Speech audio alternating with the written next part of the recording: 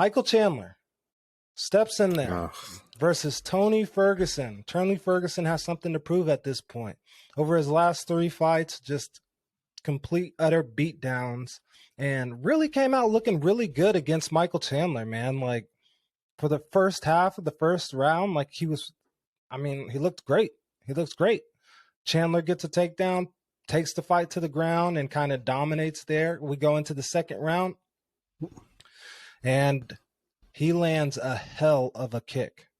I mean, you would have thought he was punting a football the way he landed this kick on Tony Ferguson's chin and utterly shut out the lights in dramatic fashion. Like, I don't know how long Tony was out, but it wasn't a healthy amount of time. Usually you want to see people come back in a few seconds. He did not come back in a few seconds, man. What were your initial impressions of that knockout, and what did you think about Tony, let's just say round 1?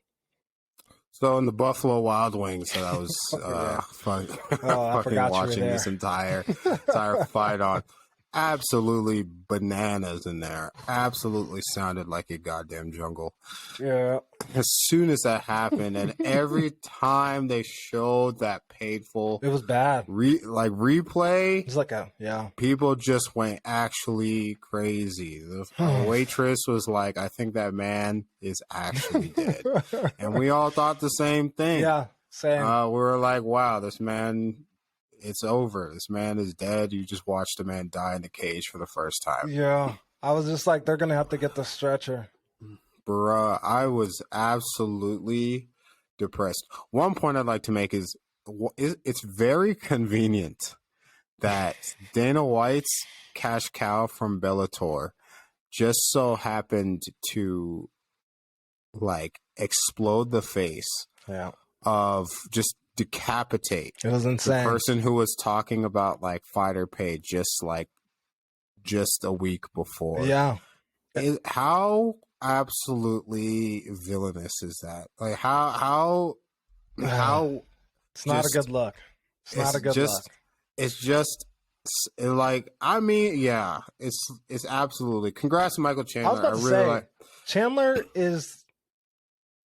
They really got their money's worth. Yes, one of the best decisions that they have made outside, bringing somebody outside the organization over, from another major organization over, like him versus Justin Gaethje. Well, I mean, like that he could have signed a one-off contract for $15 million, and they would have got their worth off of that fight alone.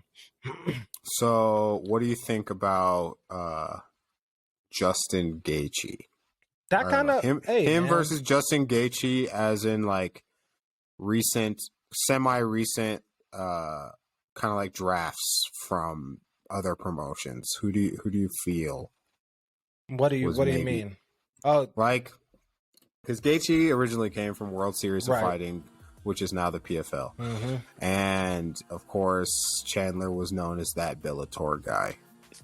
Right. So, who do you think was, like, maybe a better investment?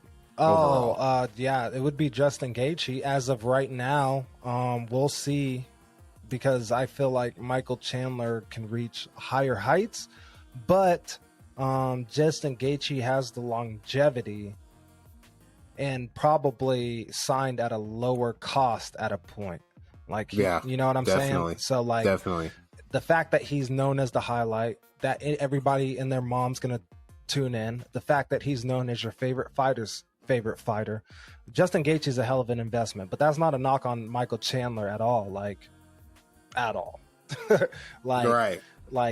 This is a damn good investment, and I wasn't sure how Michael Chandler was going to work out in the UFC, and he's, like, legit. I mean, you can argue he's top 3. You can argue that. Right.